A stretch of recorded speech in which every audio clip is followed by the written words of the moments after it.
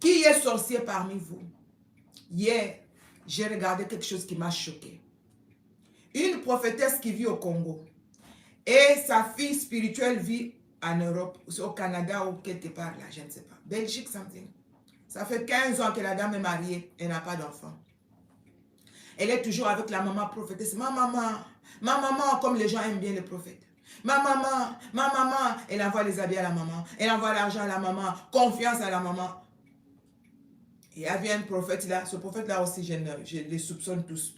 Mais tu sais que même les sorciers peuvent voir des choses. Moi, je regarde, j'apprends. Je prends ce qui est bon, je laisse ce qui est mauvais. L'heure est grave. La dame, elle dit non, maman, comme... sa maman prophétesse, elle a dit non, il y a un prophète ici puissant au Congo, maintenant il révèle des choses. Et ça se passe toujours en direct. Hein. Je ne sais pas si tu connais ce prophète-là. Ils sont nombreux maintenant sur les réseaux. Il dit, maman, j'arrive, tu vas m'amener là-bas. Moi aussi, je lui dis, ah non, maman, on doit aller là-bas. 15 ans de mariage. Les grossesses, elle ne fait que perdre de grossesse. Et ça ne va pas. Quand ils arrivent, la prophétesse a toujours l'habitude d'appeler ce prophète au téléphone, il parle, mais on sait, ils ne se sont jamais vus. C'est ah, c'est moi la prophétesse. Ah, maman, enchantée. Je t'ai amené ma fille. En direct. Le prophète lui dit, ah non, en tout cas, mais je suis désolé. Je ne peux pas dire ce que j'ai vu ici. Est-ce que vous permettez qu'on arrête l'émission? Je veux parler avec vous dans le bureau. Je ne peux pas parler. Parce qu'il fait toujours tout en direct. Quand vous venez le voir, vous savez que vous allez passer en direct. La dame dit, oh non, non, non, pas prophète. Non, tu as toujours fait pour tout le monde en direct, mais pour ma fille, pourquoi? C'est comme si elle voulait humilier sa fille. Elle pensait que non, il y a quelque chose que Dieu humilie sa fille. Le monde est méchant. Le monde est méchant. Que Dieu t'ouvre les yeux. Tu ne peux pas être avec des gens dans ta maison, tu ne sais pas qui est qui. Tu dois connaître l'état d'âme même de tes voisins. Je connais ce voisin ici, son esprit. Je connais le voisin là-bas. Je connais les voisins. Tu dois connaître leurs esprits. Parce que toi, tu as l'esprit supérieur. La dame insiste. Le prophète dit, madame, tu veux vraiment que je parle de tout ce que je vois ici? Ok, d'accord. Il dit ceci.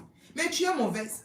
Il dit à la dame, la prophétesse a envoyé un petit enfant de 3 ans à sa fille spirituelle en Belgique pour qu'elle élève. Soi-disant pour qu'elle console ma fille, comme elle n'a pas d'enfant, 15 ans sans enfant.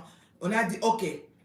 L'enfant est parti. Elle a pris l'enfant. Non, c'est une orpheline. La prophétesse a dit à sa fille spirituelle que c'est une orpheline. Elle n'a pas de parents. Le prophète lui dit, tu vois l'enfant que tu as chez toi, tu élèves. C'est l'enfant de ton mari et de ta maman prophétesse, ta maman spirituelle. Mais oui. La maman spirituelle, elle couche avec ton mari. Cet enfant, c'est leur enfant. Comment tu peux, parce que tout ça, elle ne prie pas elle-même la confiance, toute confiance dans la prophétesse. Je vous avais dit, moi, pendant les fiançailles, si un fiancé me trompe, je veux voir. Et là où il était parti, et ce qu'il avait fait, je vois. Quand il veut, je lui dis, il dit, tu es sorcier, et puis il me fouille. Je voyais. Je voyais. Ah, la prophétesse couchait avec son mari, son fils spirituel. Et l'enfant que la dame est en train d'élever dans sa maison, croyant que c'est une orpheline, c'est l'enfant de son mari, de la maman prophétesse. Et grave encore, elle-même, elle a envoyé des produits à sa fille spirituelle. Elle a dit à sa fille spirituelle, oh ma fille, tu sais, la fille a confiance en sa maman.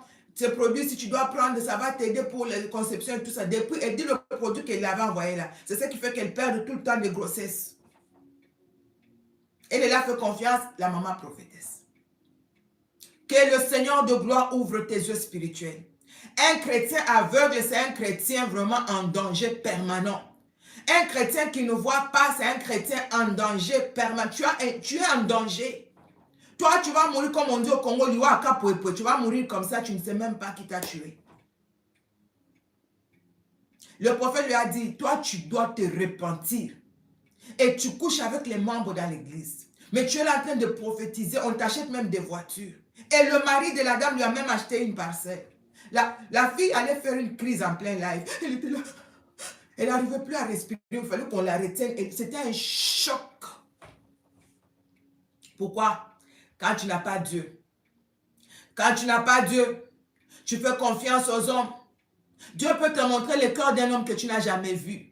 Vous ne vous connaissez même pas. Seulement le nom comme tu vois le nom là. Et puis quand tu dors, on te montre la personne. Que le Seigneur ouvre tes yeux. Que le Seigneur de gloire ouvre tes yeux. Que le Seigneur de gloire ouvre tes yeux. Paul, et que le Seigneur de gloire mette dans ta vie les gens, des sentinelles, comme le neveu de Paul, qui a vu et qui a alerté. Lors j'ai vu, lors réveille-toi, que le Seigneur mette dans ta vie les gens qui ont des yeux ouverts, les gardiens, les sentinelles, les guerriers, les guerrières, qui voient des choses et qui t'en parlent.